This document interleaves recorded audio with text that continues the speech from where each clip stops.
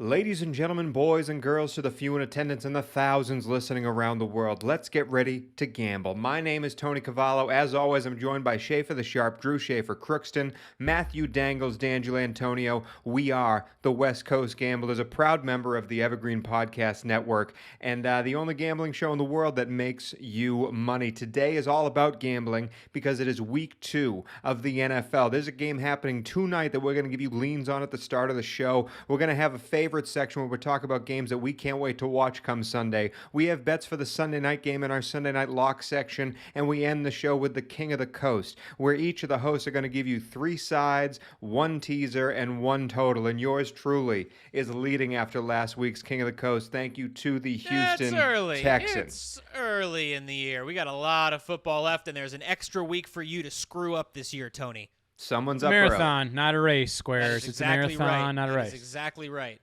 Just saying, someone's up early, and it ain't the other two. I'm very excited to get into this week, though, because looking at the slate up ahead, there were a lot of matchups there, and not a lot of confidence in my picks going into those matchups. So I want to see where you two are going. But let's start off with the Thursday lean. As I said, there is a game tonight, a game happening in mere hours if you're listening to this at release. I'm very excited to see how this game turns out, even though it's probably the worst division in football. Dangles, Thursday night, what is happening? Lead us through the game.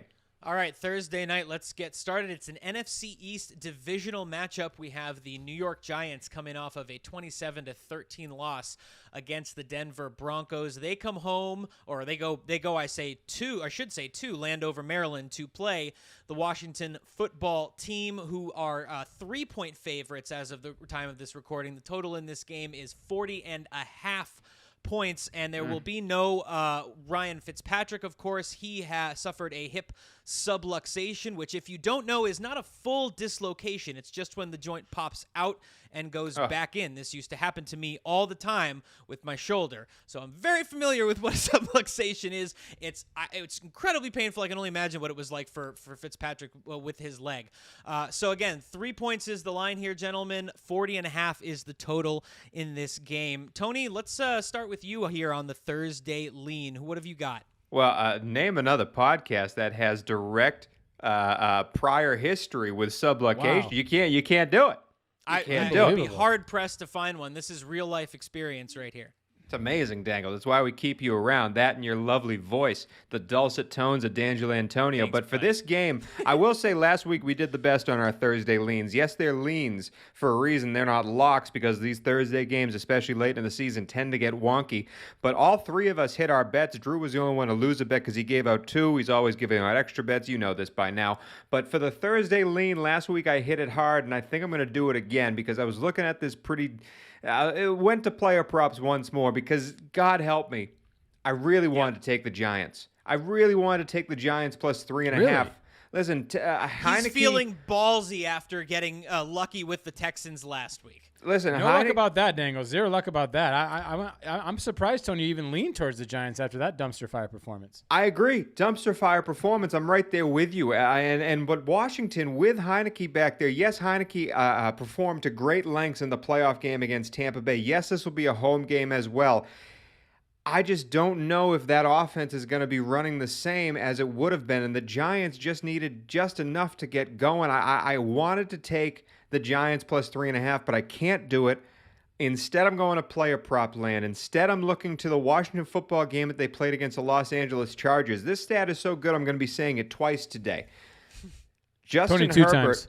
Justin Herbert completed 7 passes. I should say Justin Herbert had 7 different receivers catch a ball for over 17 yards in the game against the vaunted defense of the Washington football team. That's a crazy stat. And that proves that there are chunk yards to be had, big gain plays to be had against this defense. So I look to the New York Giants offense, and they don't really have a great offense, especially running the ball. I still think Saquon's going to have difficulty, but if Daniel Jones can get some time to throw the ball here, he goes to chunk yardage to one guy and one guy only, and that's Darius Slayton. Darius Slayton had 7 targets in the Giants game against the Broncos, caught 3 of them, and hit the number I'm about to give you right now.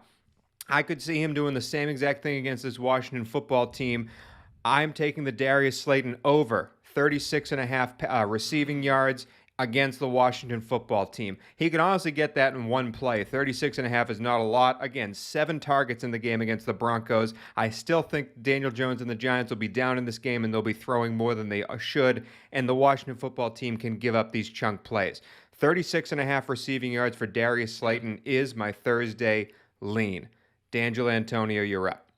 Well, I don't love this kind of pick because it relies too much on luck, but for whatever it's worth, Darius Slayton's caught the first touchdown pass in the last 2 games that the Giants have played. For my Thursday lean, I'm going to the Washington football team, and I'm going back to what I know and what I think I've been decent at. Because the reason, ladies and gentlemen, well, one of the reasons that you track your bets, not only to be able to show all the green on the list, but is so you can figure out what you're good at betting and what you aren't, and what you're profitable on and what you're not. And what I've been profitable on and what I was profitable on last week was rushing yards with Zeke. My under hit on that. So I'm going to go back to that well this week because I think the matchup is really, really ripe for this. Antonio Gibson's total rush yards is 67.5. The Giants defense last week gave up 165 yards on the ground to the Broncos, including a 100-yard game to Melvin Gordon. Taylor Heineke performed very admirably, I think, in relief duty last week, but I feel like it's hard to imagine that Ron Rivera is not going to alter his offensive scheme in some way to cater to Heineke's skill set a little bit better. I think we see a little bit more Antonio Gibson, and a lot of the game's ripe for a lot of rushing from him. I think 67 yards is very easy against this bad Giants defense, and I don't hate the J.D. McKissic over 2.5 receptions in this either. He was a favorite target of Taylor Heineke's in some limited play last year, but I'm sticking with Antonio Gibson over 67.5 rushing yards at -110. Okay. Antonio Gibson. I mean, Alexander Joshua Alche will be very happy that you're betting the over on Antonio Gibson. Speaking of, congratulations, Alche. His son is here. I am very excited to meet him. He looks like a kicker. He does look like a kicker. Yeah, very excited to meet Asher Noah. Can't wait. Beautiful Drew, boy. Congratulations to them for sure. Oh yeah, Hey, way to go, Cheese. We're gonna have Colt versus Asher now. I mean, they're gonna have to meet at one point. They're at the same age. It's gonna be a lot of fun. But Drew, what do you got for your Thursday lean?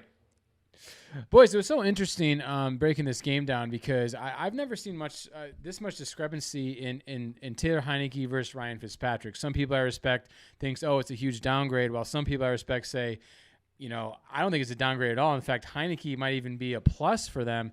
I kind of lean towards Heineke being not so much of a subtraction. I'm not sure if he's as good as Fitzpatrick over the course of a season, but like I said in our offseason show, boys, I was extremely impressed with that guy in that playoff game against the Bucs. I really was. Not just because of his performance. He's diving for end zones. His teammates really looked like they had his back.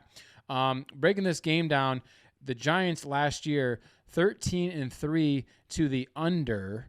The Washington football team certainly not a explosive offense. Now we saw this number open at 42.5 and get bet all the way down to 40.5. The Sharp, he just does not like that number. We go back to last week. Neither of these teams got in the end zone in the first quarter. The Giants scored their lone touchdown in the second quarter, while the football team had 2 field goals in the second quarter. So the only place I can look for my Thursday night lean, I am going to bet and did bet pretty confidently. I'm going to bet the first half under at 20 points to ensure that both these teams do not get a combined 3 touchdowns. I think this is better. I think this can win in a couple ways. I think the football team, if they come out hot and score early, we're just putting Danny Dimes in positions where he's not comfortable, or if it's kind of a back and forth, slow pace of play, not make a mistake, kind of get to the second half and see what happens. Really like this bet. Schaefer the Sharp, under 20 in the first half, and you'd be so proud of me, boys. No bonus bets tonight. Wow. No. All right. Wow. This is a WCG first. I hear angels singing. This is amazing. Okay, so Drew has the first half under. Dangles has Antonio Gibson over rushing yards. I'm taking Darius Slayton over receiving yards. Those are our Thursday leans, but now it is time to move on to the favorite. This is the game that we think is going to be the popcorn game. Can't wait to watch it, and that is coming up next. All right, boys, it's time to talk about the favorite. It's the favorite game you got going this weekend. Again, I'm not placing a bet on this game. I'm just very excited to watch it because I don't know what's going to happen. I can't wait. Dangles, let's go to you first. What's your favorite of the weekend? Well, I like this Rams-Colts matchup in Indianapolis. It's the second straight home game for Indianapolis. Now, look, the Colts got kind of blown out. The score didn't show a blowout, but Russ was cooking hot dogs all afternoon. It was really rough for that Colts team. And the offensive line for the Colts was nowhere to be found. No. Carson Wentz spent a lot of the time on his butt. That was one of the downfalls of his tenure in Philadelphia, is how frequently he was sacked. Can't have that happening in Indianapolis if they want to have success there with this Frank Reich offense. They're also been kind of bitten by the injury bug. Quentin Nelson's questionable for this week. You've got, I think, Braden Smith, one of their guards, is questionable for this week. Darius Leonard is questionable. Xavier Rhodes is questionable. These are not names you want to be having on the iffy list when you're heading into Sunday. That said, this Colts team has a lot of potential. We all liked them, I think, heading into this season, and I'm excited to see them go up. They still have the potential to be very good. That defense is, I think, has the potential to be very good. And gosh, I mean, if for nothing else, I'm just really excited to see this Matthew Stafford Rams offense play again. That was so much fun on Sunday night, watching them go at it and just absolutely torch the Bears on national television. I know you enjoyed it, Tony, because you hate the Bears. Can't wait to see Matthew Stafford get back out there and see what he can do against the Colts. I think this game could be a little bit closer than people actually think. I know it's not the sexiest of the games of the week, but I am excited to watch it. No, I'm excited to watch it too, because I thought Indy was going to be a contender this year, and they looked putrid against Seattle. So I want to see what they do in the second straight game Russ at home against an really, NFC West team. Really good. Yeah, you also really, really good. You also want to kiss Carson Wentz on the mouth, Tony, but that's neither here or there. However, I will say, Dangles, I completely agree with you. I think that's going to be a much closer game than people think. That spread is right there north of the hook there at 3.5. But when we actually think about the Rams, like, who exactly did they play? Did they play the Chicago Bears? How good are the Bears? Probably not that good. Who the Colts play? They play the Seahawks. Probably a pretty good team. So I'm with you. I'm very excited to watch that. And I think it's going to be a very, very entertaining, close game. I'll tell you what, it'll be an entertaining game. Don't know if it's going to be close, but I know it'll be entertaining. In fact, it's one of the highest totals you can bet right now if you want to take the over in this game. It's Dallas at the Los Angeles Chargers. Listen, Dallas went to Tampa Bay on Thursday to start off the season, played a really tough game against one of the best defenses in the league, and now they're going to L.A. searching for a win. The Chargers, on the other hand, played a tough defense, did just enough to beat them. Herbert looks like the real deal. I'm very excited to see Herbert and Dak face off and who can score more points. And also, you want to talk about injuries, Dangles. Dallas will be missing their right tackle, which only makes Joey Bosa against a rookie that much more palatable. They do get Zach Martin back. They do get him back, but they should be able to run the ball more. And Michael Gallup, I think, is out as well. They should be able to run the ball more, this Dallas team, which will help Zeke and will help Tony Pollard and will greatly help Dak. On the other side, stop me if you heard this before, but Derwin James is missing practices with injuries. So I'm a little bit worried to see that Los Angeles Charger defense against a much better offense than what they played in week one. I don't know where I'm going to place my money on this game. I just do know I'm going to pop some popcorn and enjoy it. It's a very fun game, and I think there are fantasy plays galore in this game. I think you can start anyone on either side in this game and get a great fantasy result out of Zeke them. Elliott. I disagree. I think Zeke has a comeback game in this. I don't think he's going to be a top 5 running back, but I think he's much better than the week one we have on Thursday. I'm very excited to watch this game play out. Drew, do you have a favorite for this week? I do, and I just want to follow up with what you said, Tony. Guys, you can look at my notes. I had Dallas circled as the back up the Brinks truck bet of the week at 3.5, and I backed off it. Obviously, the news of DeMarcus Lawrence breaking his foot today at practice is massive. Massive. You don't really have much else on the pass rushing side of things on that defense. Listen, they're not going to have Lawrence. He's out 6 to 8 weeks. They might not have Randy Gregory. Obviously, you said Dangles, Martin's coming back, but still without Lyle Collins. I just cannot, in good faith, put my I just can't back Dallas at 3.5. And I'm telling you guys, like 5 hours ago, that was my back of the Brinks truck 3-point bet. But I can't do it anymore. And this is one thing I'll say. The Chargers, people talk about home field and balancing the spread. Guys, you guys know better than anyone in SoFi Stadium. That stadium is going to be 90% Cowboys fans. That is a makeshift home game for the Cowboys. So I loved everything, extra time, home field advantage. I loved everything about that game. I was going to feel the most confident side of the very long 2-week season we've had so far, but I have to completely pump the brakes after that injury. Obviously, I bet against Herbert yesterday. It bit me in the ass. Or sorry, last week, and it bit me right in the butt. So I'm going to pass. But again, great picks, guys. I think those games are going to be awesome. I'm pumped to watch it, and I'm surprised you wanted to go for Dallas when Herbert was 9 for 9, converting third downs in the second half against Washington football team, and that defense is a hell of a lot better than the one he's going to see on Sunday. I think Herbert has a chance to blow them out of the water, but Dak is going to be able to bring him back. Excited for it. Excited for it. Drew, what's your favorite of the week, though? Yeah, guys, I'm going the AFC East, man, and I'm gonna play. I'm not gonna play again. This is when I'm gonna sit out. I'm gonna watch the Buffalo Bills traveling to Miami to play the Dolphins. Wow. And this could potentially be a pivotal game in the AFC East race. Obviously, as you guys know, I got New England money. I have the Bills and New England exacta box in the top two, so who I'll be rooting for. And breaking down this game, we talked to Steve, who was just a fantastic guest earlier in the week, and I was really I was checking out his power rankings, and there seems to be value on the Dolphins for sure in this game. But I broke it down. Further, and guys, McDermott has completely owned the Miami Dolphins to a tune of 5 straight victories. Also, who can forget last year when Tua, playing against Bills backups, where all he needed to do was travel to Orchard Lake and get a win to get his team in the playoffs, and the Bills backups put 60 on him and blew them out of the water. Yeah. I'm not going to call their win against New England fluky, but as Dangles pointed out, the Patriots have that game in the bag, and Damian Harris fumbles. Yeah. And the Dolphins didn't win that game because they played great. They played well, but it was the Patriots' unforced errors that ultimately cost them that game. 100%. So if the Dolphins are 0-1, is this a different feel? I don't know. Saying that, Florida in September against a Bills team that significantly underachieved week 1. I'm not going to overreact.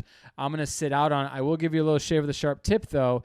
If you like the Dolphins in that game and you think they could win or think they will win, the Dolphins to win the division right now are plus 225. If they win that game on Sunday, you will never get a better price for the foreseeable future. So you might want to sprinkle something on your Dolphins futures if you're going to support the Fins there.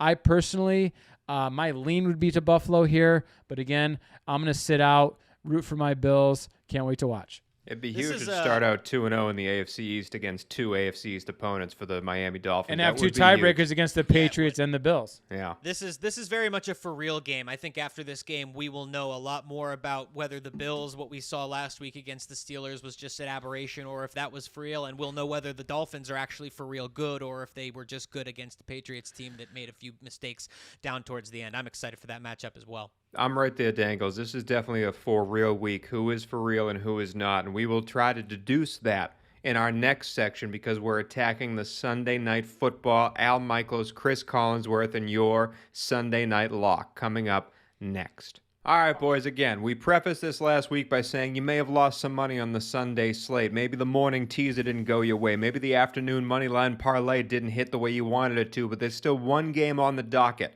The Sunday Night Lock. Sunday Night Football is happening one team against another team. It's usually the best matchup of the week. This one is a very fun AFC matchup, a very fun AFC matchup.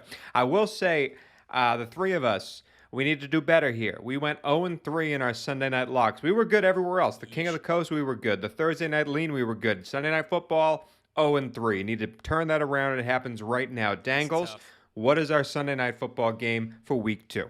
Oh, it is a doozy. It is a doozy. I cannot wait for this one. 5:20 p.m. at M&T Bank Stadium in Baltimore. Kansas City Chiefs coming off a 4-point win over the Cleveland Browns.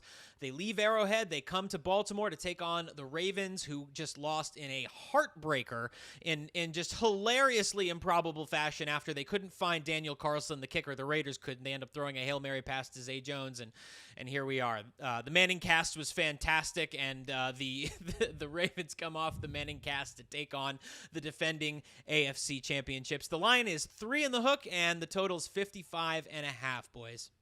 I will say, before we dive into the Sunday Night Football thing, can we talk about the Manning cast? Because it was great. Yes, I enjoyed let's watching talk about it. the Manning cast. But I texted you right at the start of it, and I was like, I'm not so into it. And then by the end, I was like, I'm so on board with this. I was totally won over. But how awful must it feel if you're in the actual real-life Monday Night Football booth no one's watching that telecast anymore.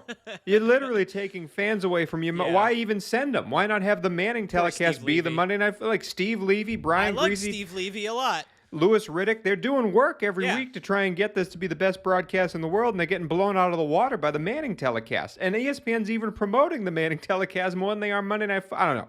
I'd complain if I was in that booth. I mean, who I'd wouldn't want to watch complain. it? Like, I don't need to see more Charles Barkley. I was like, whatever about that. But, like, having Travis Kelce on and kind of joking with and talking, having him watch, having these players, the current players on who know the current game on to break things down. Right. It's different when you're listening to, like, Terry Bradshaw or, whatever, Michael Irvin. Yeah, they watch the game, but they don't play it right now. Listening to Russ break these plays down All and I'm talk saying about what is he would do, it's great. I put loved it. Put that production money into the Monday Night Football telecast. Like, Yeah. you're spending money on all these guys. Put that into the could you telecast. Monday Night Football. See, I'm willing to bet that I don't think from a production perspective that the reason these guys said yes to that was for the money. I don't know if ESPN threw them anything for that. I think they said yes to it because it's Peyton and Eli. And they just thought it would be a fun opportunity to go on TV and talk football with Peyton and Eli as they sort of, banter back and forth about the game. So, look, I don't know what ESPN does. I don't know how they – but as someone who has done – production work on the broadcast side of things, I can tell you just from that's just a good look for someone like Russ or Travis Kelce to go on and be part of a fun podcast with two Super Bowl winning quarterbacks, one of whom I would argue is the greatest of all time, and his name isn't Eli. Not the greatest of all time, but a greatest of all time, I should say. Yeah, thank you. A greatest of all time. But to me, the best part of the whole telecast was honestly, if this is obvious, then stop me. But it was just the back and forth and the brotherly the brotherly jabs they'd give each other. When Eli told Peyton that he needs some powder on his forehead because it looked like he put someone sprayed Pam on it, I was gut laughing. I mean, it was just like the old Sports Center commercials when they're kicking each other in the cafeteria and giving wet willies and Archie's scoffing at him. I loved it. I absolutely loved it. Anyway. That was my fault. We went on a tangent there. Let's bring it back to the Sunday Night Football game. You brought that upon yourself. Chiefs at Ravens. I'll go first with my Sunday night lock. And this one's tough because I do think the Ravens are going to make this a big deal this week. I think they're going to pull out all the stops because they lost. There's no reason they should have lost to the Raiders last week. Now they get to play at home, open up their home slate here against Pat Mahomes.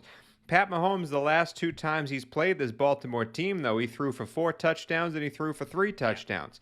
I do think Pat Mahomes is going to be able to throw again on this defense, which is worse than the last 2 Baltimore defenses he played. Pat Mahomes over 2.5 touchdowns is my Sunday night lock of the bet, and you're actually getting plus money for it right now at plus 125. Pat Mahomes over 2.5 touchdown passes. That's the lock. Dangles?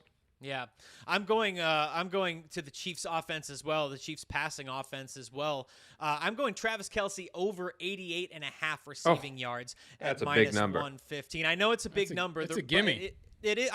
I really do think it's a gimme. The Raiders threw to Darren Waller 19 times on Monday Night Football. He still went for 10 and 105 and a touchdown. The Ravens knew who Derek Carr was throwing it to, and they still couldn't stop him. Now imagine that same scenario, but with Travis Kelce, who I would argue is a better tight end than Darren Waller, and in an offense where you don't just have to account for one dude, you have to count for 4 or 5 of them at any given time on the offensive side of the ball, and Mahomes.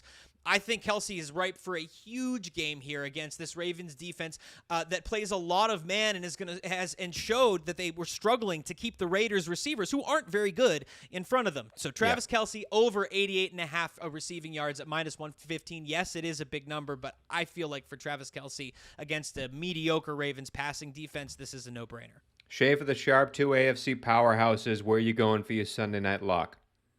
Guys, I don't mind either of your plays. Whenever you bet overs on Chiefs offensive players, I mean, it's never a bad thing. I like where your head's at. I'm gonna go a little different though, and breaking this game down. Obviously, the history of these teams when Lamar has thrown a straight goose egg against these Chiefs. He's 0-3 lifetime against them. But watching that Raiders game, the thing that took the Raiders-Ravens game, the thing that stood out to me about the Raiders was they have a really damn good pass rush. Max Crosby and Carl Nassib were great. And Yannick Ngakoue, too. He got back there as well. They have a better front four than people give them credit for. See, hold on, Drew. This is also an "Are you for real" moment. Is it the front Sure. four of the Raiders, or is it the new was it the offensive bad- tackles of the Well, Ravens? why don't you let me explain, Tony Squares, and I'll So get sorry. the answer to you. So sorry. Thank you. So what we saw in the Browns game was the Browns essentially hand that victory over to the Chiefs in the form of a muffed punt, and the punter was an idiot and had time to get rid of the ball, and that basically changed the course of the game. What I'm saying here is the Ravens' rush attack did not really miss a beat. They still ran. They still had 406 total yards of offense. They had every opportunity to win that game. They have the best kicker in the league, and I think truly, absolutely truly, they can match scores here with the Chiefs because I think the Chiefs' defense is terrible. I think their front four beyond Chris Jones is terrible. And I think the Chiefs are going to run into a lot of problems. And guys, listen, the Chiefs, their last 12 football games, they are 10-2. They lost week 17 last year against the Chargers when they started Chad Henne and their backups. And of course, they lost in the Super Bowl. 10-2 straight up. Would you believe that they are 1-10-1 covering the number? This team does not cover. Wow. You get taxed betting the Chiefs. I get a Ravens team here getting 3.5 points, playing at home on Sunday Night Football. This is, like Tony said, this is pull out all the stops. This is John Harbaugh. He needs his team to win this game. Lamar's got something to prove. I love this bet. It almost made my top 3 in King of the Coast. I will lay this on Sunday night. I'm absolutely home dogs bark louder. Give them to me. The Baltimore Ravens plus 3.5. I'm going against the trend. I know Mahomes has torched the Ravens in the past. I think the Ravens do enough, go score for score. I think they're live to win, of course, but I love getting a field goal plus the hook. Give me the Ravens plus 3.5 Sunday night lean. Drew, you mentioned that Lamar Jackson's 0-3 all time against Mahomes. I was reading an article from Jameson Henley at ESPN today. He's gone 30-5 against the rest of the NFL. And the only quarterbacks to lose their first 4 starts against another MVP quarterback were Peyton Manning and Matt Ryan. Both did so against Tom Brady. You guessed it, Tom Brady. That makes sense. sense. Lamar tied with Matt Ryan for the worst win percentage in head-to-head matchups of NFL MVPs with at least 3 starts like that. And we get to see Matt Ryan try and get his record a win this weekend when he goes up against Tom Brady and the Tampa Bay Buccaneers. So, but guys, it's just like Steve said. I thought. It's just like Steve said, though. The look-ahead line is 2.5. Listen, the look-ahead line is 2.5. Now you get 3.5. What upgrade do we make the Chiefs, and what downgrade do we make the Ravens there? I think both those teams. I know the Ravens lost in a heartbreaking fashion, but dude, it was Vegas's opening game with the crowd. I mean, that was their Super Bowl. I would not be surprised. I can't bet in good conscience the Steelers laying 5 at home because Tomlin is horrible. He's horrible. Bet him as a favorite, but it would not surprise me at all if the Raiders didn't get off the bus this week. I love the Ravens this week at 3.5. I love them. I can't wait. That's it for our Sunday night locks. We got the Balti at plus 3.5. We have Mahomes over 2.5 touchdown passes, and Dangles are taking the Kelsey receiving over at 88.5 yards. Excited for a Sunday night football game that should be very, very entertaining. But now let's move on to the part where we give out all the bets that you're going to need to make you money in week 2, and that is the King of the Coast. All right, boys, it's week 2. It's time to give out the bets that make people money. It's time for King of the Coast. This is the section of the podcast where each of the hosts here are going to give out 3 sides, 1 teaser, and 1 total that you can take this weekend, this Sunday. Or maybe even Monday, because my Packers might be playing on Monday. 3 sides, 1 teaser, and 1 total for week 2. Each of these is going to be confidence ranked a little bit. The first side we give out is only worth 1 point. The final side, the Brinks truck side, the backup the Brinks truck guarantee is worth 3 points. Yours truly hit his last week. And the bets in between, the middle side, the teaser, and the total, 2 points apiece. 10 points total for each host to garner. Yours truly is winning so far after week 1 with 7 of his 10 possible points, 3-2 last week. Drew, right behind me with a 6-point total, and Dangles, you Bronze got medal. 2. Yeah, well, Better than 1. it's better than 1. That's right. Better That's than right. 1. I think there was a song about that. Let's add on. Let's add on to that list, Dangles. You're going to go first. We're starting All off right. with our 1-point side. Where you going? All right, I'm trying to be a little less cute this week and take stuff that makes a little bit more sense. My 1-point side is going to be the San Francisco 49ers -3 at the Philadelphia Eagles. Yes, they lost Raheem Mostert, but shoot, you wouldn't know it the way Elijah Mitchell ran, right? The offense has got a lot going on for it. It's rife with weapons. I think it's shifty and creative enough that I'm confident on betting on them to cover the 3 points against a Philly team that I think might be better than some people thought, but I don't think is at the level the Niners are. I mean, think about it. Like with Jimmy G, that Kyle Shanahan offense is pretty tough to beat. You factor in Trey Lance and the ability for them to swap out, and I think he showed last week that he's not afraid to bring Trey in on a couple of plays. I'm excited about this game. I'm going Niners -3 at the Philadelphia Eagles. Yeah, that's tough, Dangles. I looked at that game. Philly just looked too good for me to go against them. Are they good, though? Are they really? I don't know. I They don't know. That torched offense their looked pretty front damn four- good, though. Their front four tortured a really bad Atlanta Falcons offensive line. Yeah. And the Falcons were they got into the red zone or within the 10, I think, on their first 2 drives. Yeah, and they and couldn't settled punch for it in. field goals. And yeah, they did. And this is an issue that's been going on for years with the Atlanta Falcons, right? And I say this as a Julio Jones fantasy owner who is used to seeing lines of his like 7 catches, 100 yards, and 0 touchdowns. I don't think this Atlanta Falcons team was a very good. Jalen Hurts looked great, don't get me wrong, but I don't think this was a good litmus test for how good Philadelphia really is. I think this Niners team will be.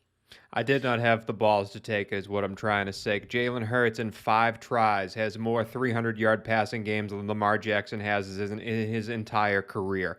Hurts is the real deal is what I'm trying to say, at least from a fantasy gambling perspective. I'm too scared to take that game. I'm also too scared to take another game. It involves the people that played those San Fran 49ers, but Detroit and the number is intriguing to me. I think Green Bay is going to win that game, but again, we saw these 2 teams last week, and Detroit in the fourth quarter, I mean, if Dan Campbell is the motivational speaker that we think he is, that fourth quarter game tape is what he's going to show his team going, guys, we had him at the brink. 1 or 2 mistakes change in the first half, we win that game. All those motivational tools he can use, that fourth quarter game tape can show him. There is no such fourth quarter game tape for the Green Bay Packers. They were bad from start to finish in that game. And I'm a little bit worried, as you heard on Tuesday, about the relaxed Packers saying it's going to be fine. Don't worry. It's all behind us. We'll be fine. Detroit always plays them tough, especially at home. And Detroit and the number is a very intriguing bet to me. I did not have the cojones to take it. Instead, my 1-point side is going back to the well. I can't believe I'm doing it, but I kept on looking at this number and I couldn't get over it. Houston won me a bet last week, and Houston's going to win me a bet this week. 12.5 points against the Cleveland Browns. Listen, I know Cleveland almost beat Kansas City. They were a muff punt away from beating Patrick Mahomes in Kansas City. This game is going to be so slow. And both of these teams want to do the same thing. They want to control the pace of play. They want to run the ball and grind it out. Nick Chubb's going to get his yards. And then the Mark Ingram, Phil Lindsay, David Johnson, they're going to get their yards too. I think Cleveland wins this game. I think this game goes under. I almost took it as my under. I just think Houston keeps it close enough to be plus 12.5. Again, a veteran-laden team coming off a huge win last week. They're going to come out with their chest puffed up, knowing they're ready to put their noses down and go to work. I think Houston's one of the worst teams in the league. I still think they cover this plus 12.5 spread. Cleveland's still missing some part due to injury. Odell's going to be out. I think Cleveland is just that much of a step off of where they're supposed to be right now. I do think Houston can do it and will come prepared for that game. I will say also, Tyrod Taylor revenge game, anybody? Just saying. Just saying. Houston plus 12.5 is my 1-point side. Drew? Tony, I think that might have to be our first beer bet of the year. Don't have that anywhere close to my picks, but after hearing your analysis there, give me the Browns at 12.5 for a brewski. You got it? I'll take it. I'll take it. Absolutely, I'll take it. Not counting for the points, just a beer bet for Schaefer the Sharp. And let me just say, Tony, likes to stroke himself in a non-sexual fashion on the pod. And Are we sure about that? Well, we're on camera now, Dangles, so it is confirmed.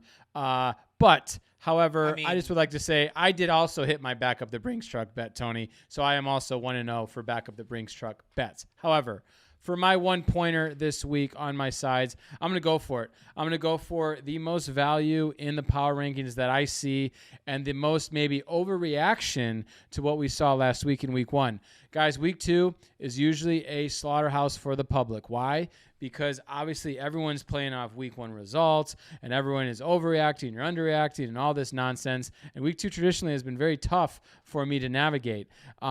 Listen, we saw what the Saints did to the Packers, and it was impressive. Jameis was awesome. But as Tony has referenced, something was just completely wrong with the Packers in between their ears. They looked almost like Walking Dead over there. And, the Panthers, they got kind of a quiet win against the Jets team with, probably not going to be very good. And Darnold played all right. And I'm not a big Darnold guy. But, Christian McCaffrey, probably non-quarterback, best offensive player in football, I think, like undisputed maybe, as far as complete player, running back, receiver. Guys, this look-ahead line was basically 1.5. My 1-point side, just on value here, I'm going to take another home dog here. There's 7 home dogs this week. I'll make a gentleman's bet with you. I bet they go 4-3, covering the number. My 1-point, my 1-point spread is going to be the Carolina Panthers +4 at home. I just think they're going to keep this game closer than we think. I want Jameis to prove it again. I don't know. I don't quite trust this whole Saints thing. It wasn't even Jameis that won that game for the Saints. I went back and watched that. It was the Saints' deep rush defense that did a lot of that work. And again, it was the Saints' pass rush that did a lot of that work. His receivers also made him look really good. They made some amazing catches for him. I'm still not sold on Jameis. Let's not call it a rebirth yet.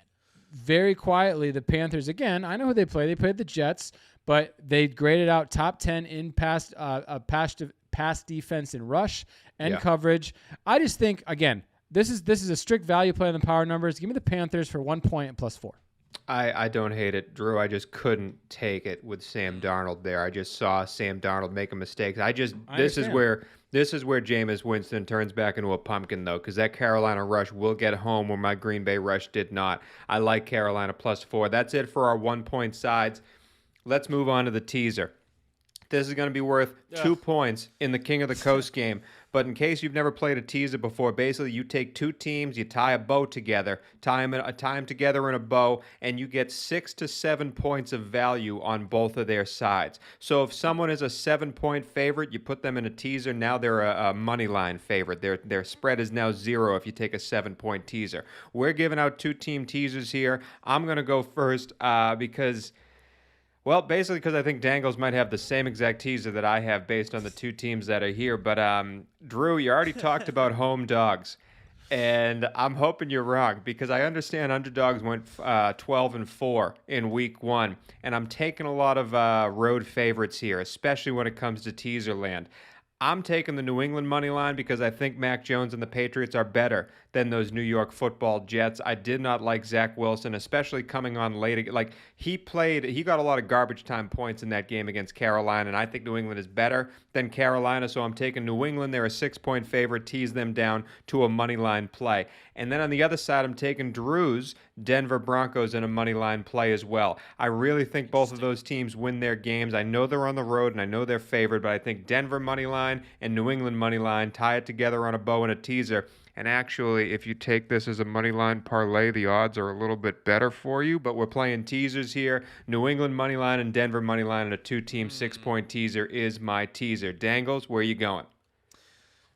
This is a rough week for teasers this week, boys. There's not a lot of good numbers out there. Not a lot of things that cross your 3 and 7 key numbers. So. The one that I saw that did is the Bengals game. The Bengals playing the Bears. I'm going to tease that up to 9.5 points, and then I'm going to couple that with teasing the New York Jets up to +13. I do think they're going to keep that game closer than people think. That game is in New York. I think the Patriots ultimately end up coming out on top, but 13 points. If the Patriots and the Panthers are, I think, on somewhat similar levels skill-wise, the Patriots maybe being a little bit better, but I think they're comparable teams, and I think a good game from Zach Wilson. We'll have to see how much this offensive line factor plays in, and him not having Mekhi Becton. he doesn't really have much else going for him other than Corey Davis. But I'm going to go ahead again and tease the Bengals up to 9.5, Jets up to 13.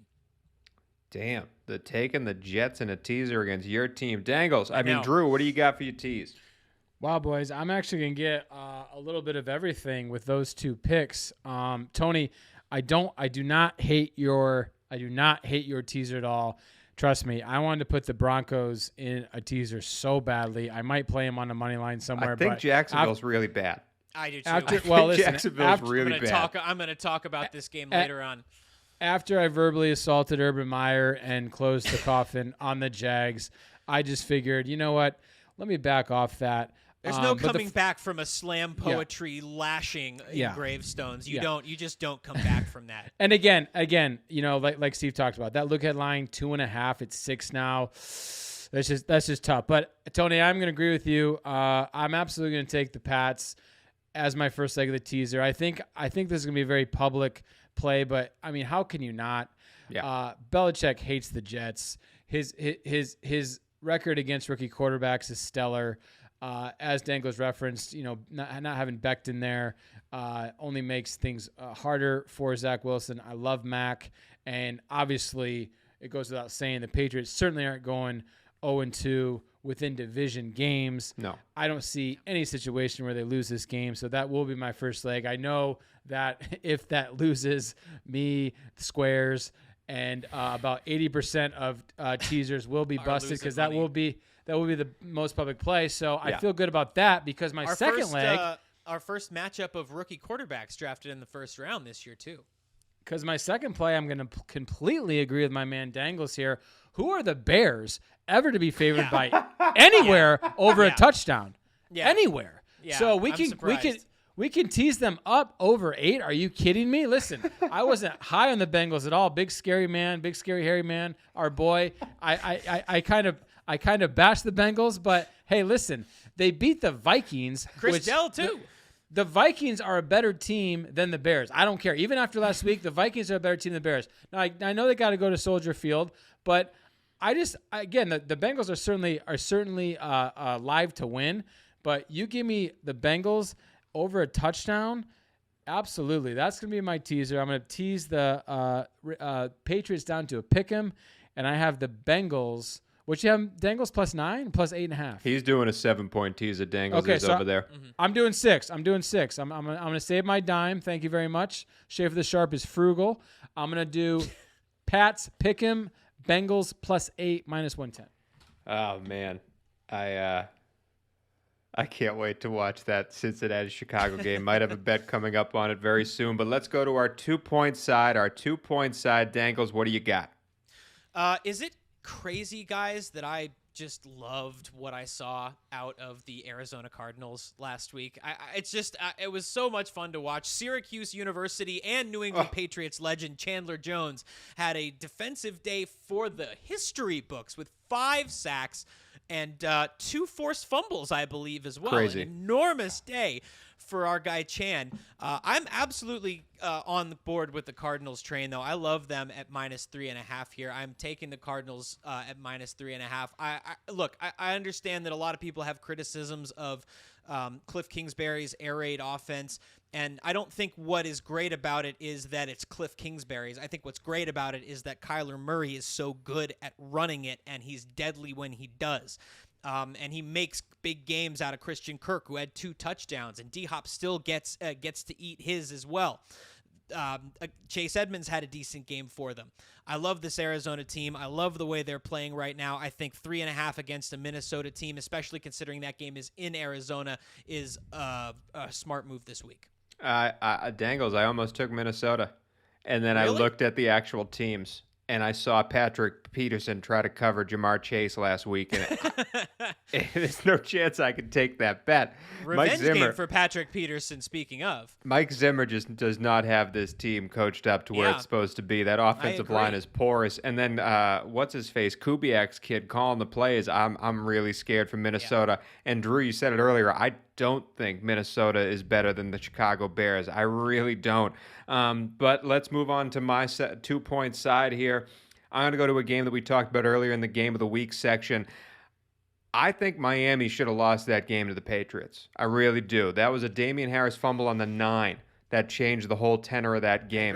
I agree. I told you from the beginning that Pittsburgh was going to be close with Buffalo, and Pittsburgh came out and beat Buffalo, but they have a very specific team to beat that Buffalo team. They only rushed fourth for the majority of that game and still got pressure on Josh Allen. They put all the rest of their players deep in a zone, so Josh had to throw into tiny little windows, which we know, other than last year, he's usually not very good at. He's more of a make it happen, throw it deep kind of guy. I think Buffalo comes out and kills this Miami team. I don't think Miami and Tua are going to be able to move the ball on a very good Buffalo defense. Pittsburgh, people don't like Pittsburgh offensive line. Still, they have playmakers everywhere, much more playmakers than this Miami Dolphins team has. Their offensive line is bad. I'll talk about that in a minute. Even with Will Fuller coming back, I don't think there's enough playmakers to make the plays that Pittsburgh was making. They also don't have as good of a running back. I think Buffalo defense shuts down this Miami team, and I think the Buffalo offense, I don't think it's going to be last year, but I think it comes back to play here because I don't think Miami can get pressure without blitzing. And Josh Allen, at least last year against the blitz, was very good. Drew went over. Sean McDermott owns these Dolphins. 5 games in a row where they won, 5 games in a row that hit the over, which stopped me from taking the under in this game. I just think the Bills hold Miami to a goose egg, and I think Buffalo scores points at a rate that they were scoring at last year. Buffalo minus 3.5 is my 2-point side. Circle the wagons. Drew? Tony, compelling case, man. Like I said, I lean Buffalo. The fact that you, of all people, are betting Buffalo makes me want to almost readjust my sheet here and back up the Brinkstruck on the Bills. Yeah. Because if you like the Bills, that means you really like them because everyone knows you hate the Bills and their families. Dangles, I hope it's better. Bring the kids into it, hey, man. Dangles, listen, I hope it's better than last week because I literally doubled up your 1-point selection last week with a 2-point selection that both missed in the Washington football team. Yeah. But my 2-point selection absolutely is going to be San Francisco -3, and I'll tell you why. It's more of a fade. It's more of a fade. More of a fade of the Eagles, right? No. It's more of a fade on who Philadelphia played. The Atlanta Falcons graded out the worst in PFF. PFF, the worst team last week. Tied for 31st, okay?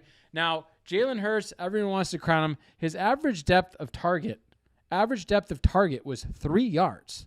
All those yards are coming after the catch.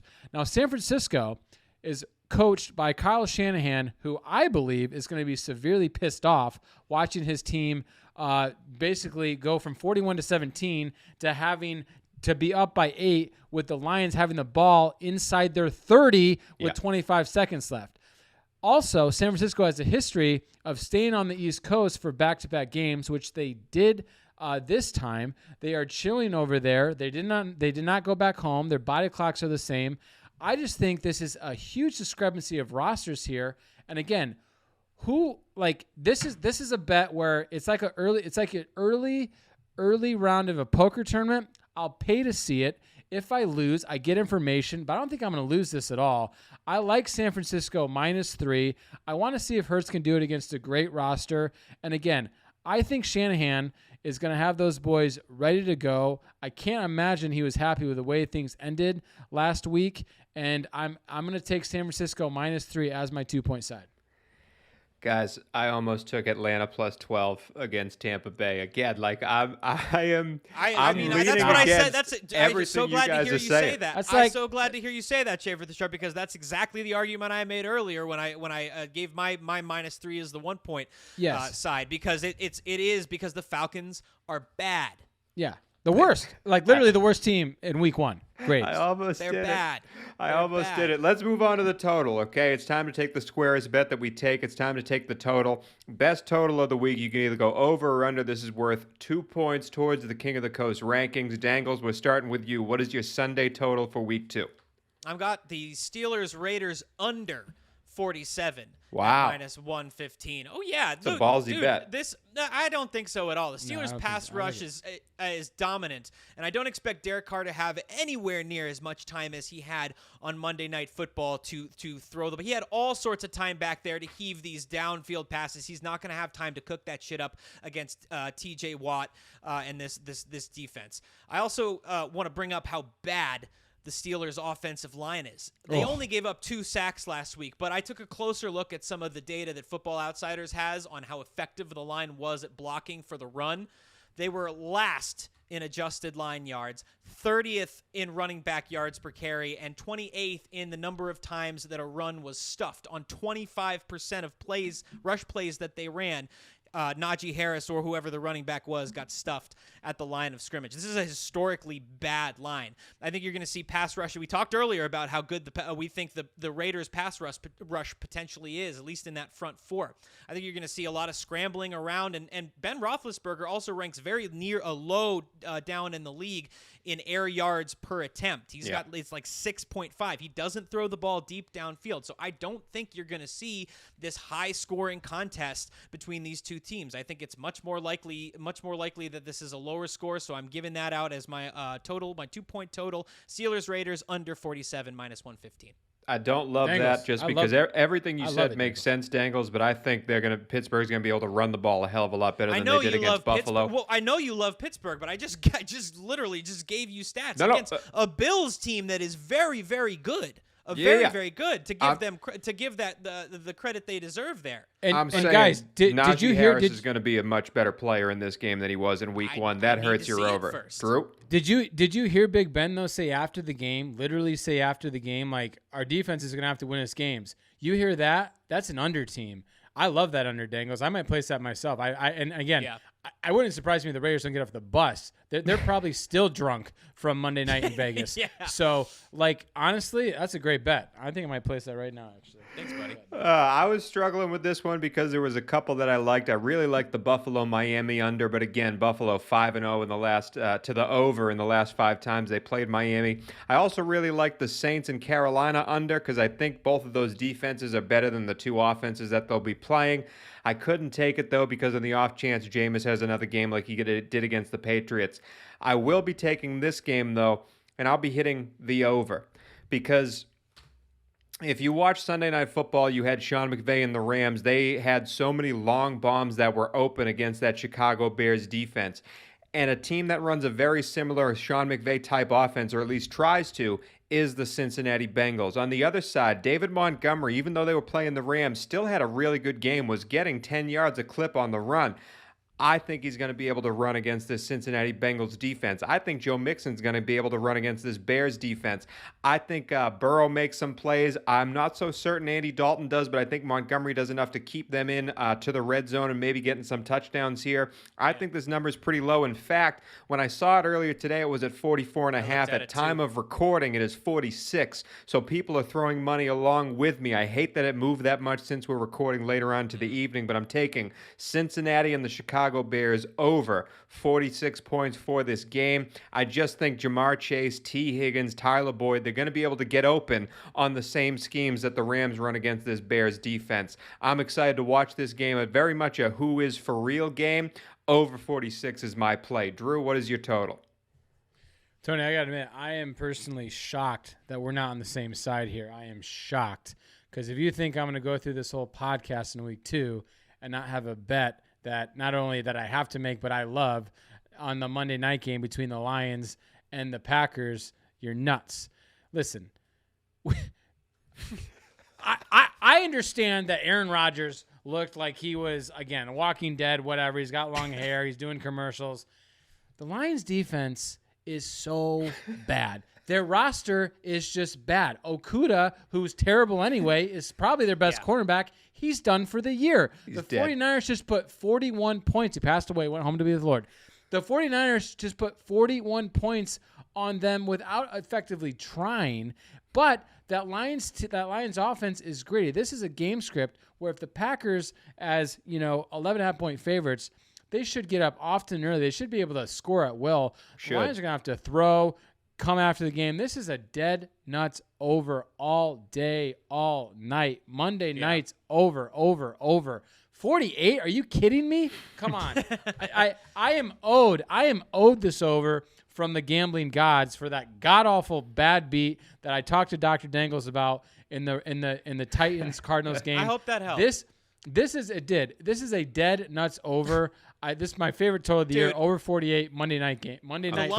The Lions. T.J. Hawkinson led the Lions in receiving. The next two guys down the list Swift and Williams are running backs, and then Khalif Raymond with 3 catches for 50 yards is your next receiver, actual receiver.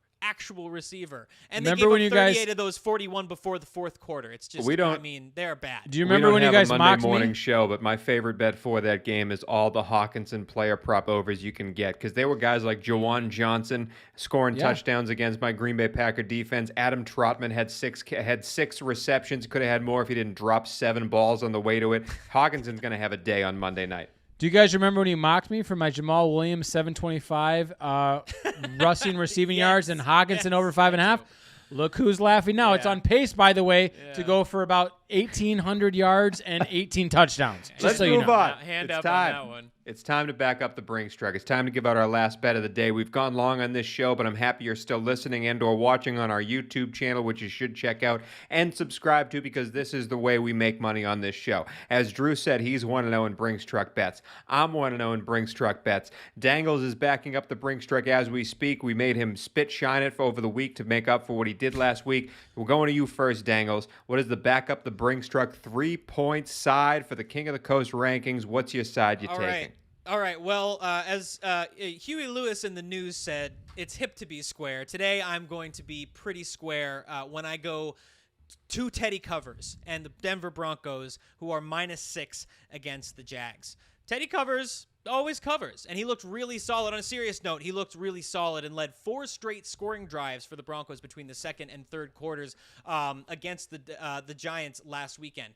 The loss of Jerry Jeudy hurts, but as we discussed earlier this week on this podcast, it's not a death knell by any means. We've seen Denver's wide receivers step up before, and a Tim Patrick, a KJ Hamler could become the guy to run alongside Cortland Sutton, and they still have Noah Fant. And, guys, Jacksonville might be truly bad at all levels. They were completely unable to stop the Texans' mediocre offense. They allowed rushing touchdowns to each of the 3 running backs on that core. And Trevor Lawrence did throw 3 touchdowns, but he also threw 3 really bad interceptions, including one of the worst reads that I've ever seen on a second down pass that got intercepted by Christian Kirksey. Houston punted 6 times in this game, and the Jaguars scored on their following drive after that just once, and it was with 2 minutes and 45 seconds left in the fourth. I am all over Denver in this game. They ran for over 165 yards on the Giants, and the Jags defense could not stop a leak, let alone the running backs in the Texans offense. So Denver Broncos -6 against Jacksonville. I don't know, Drew. I'm starting to hear the horns of the USC marching band in Jacksonville. What about you? He's not leaving. He's not leaving Jacksonville.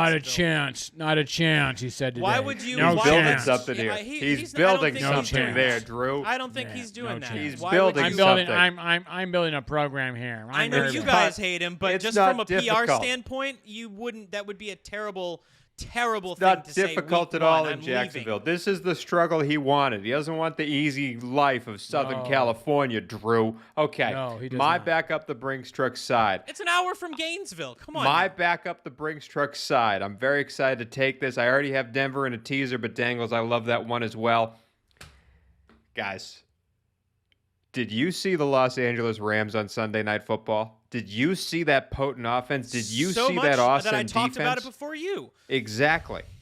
I hated this Indy team. I thought Indy was going to be good. I thought Indy was going to be at least aggressive and trying to do things. This Indy offense looked worse than the Phil Rivers one that showed up last week. Yes, Indy has their second straight home game. Yes, LA is going to have that whole West Coast to East Coast body clock thing. Yes, Indy is a home dog, and underdogs went 12-4. You know who's one of the 4 losses in the underdog category? These Indianapolis Colts. Okay? I think the LA Rams -3.5 is stealing money. I think LA comes out and beats the Brinks truck off of this team. I don't think Indy's very good. I don't think the offensive line is very good. If Quentin Nelson's not there, they're not going to be able to run the ball at all. This Indy team is in trouble. Capital T trouble, and the LA Rams are just a train that keeps on chugging forward. LA Rams -3.5 is my backup the Brinks truck 3-point side. Mama Crookston, you can take this one home too. Drew, where are you going with your 3-point Brinks truck bet? Well, I'm going to say one thing about I want to say one thing that I forgot to say about my 2-point bet because it ties in to my Brinks truck bet, guys.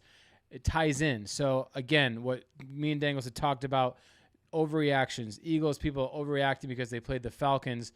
San Francisco might be a little underrated because they gave a bunch of points in the game against the Lions when in reality they're up 41-17.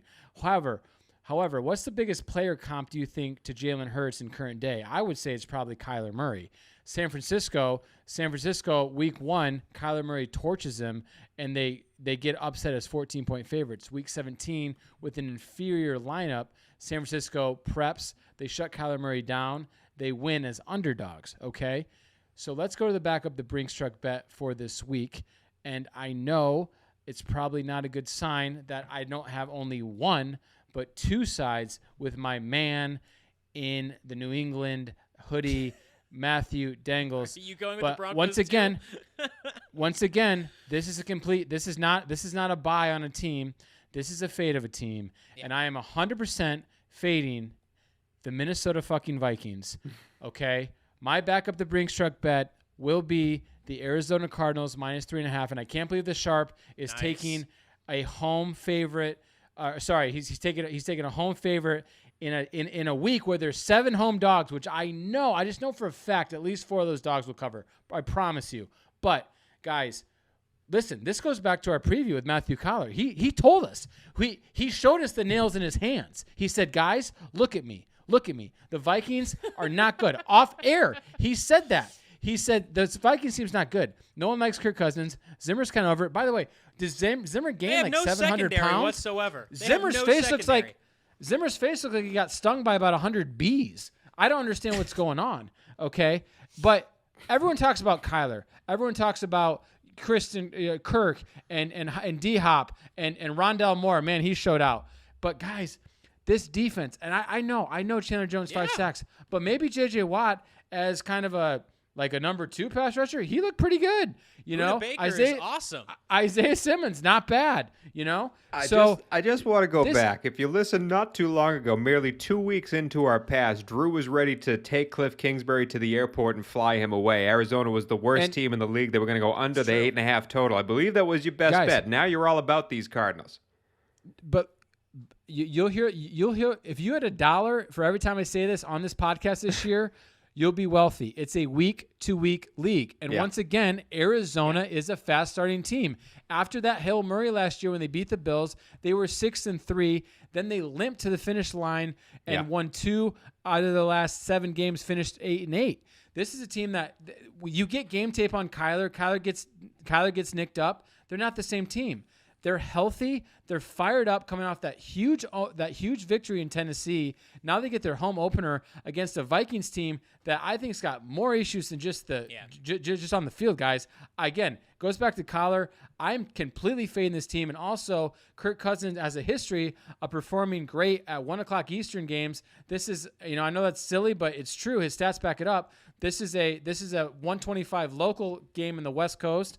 I am going to absolutely take for my best bet the Arizona Cardinals -3.5. I think this is a double-digit victory for the Cardinals if they even play moderately well. I think they shut the Vikings down on defense. I think they score plenty of points. If Kirk Cousins backdoors me and he costs me 2 points in 2 weeks in a row in my contest, I'm going to be very, very, very, very upset. However, the Cardinals -3.5, back up the Brinks truck.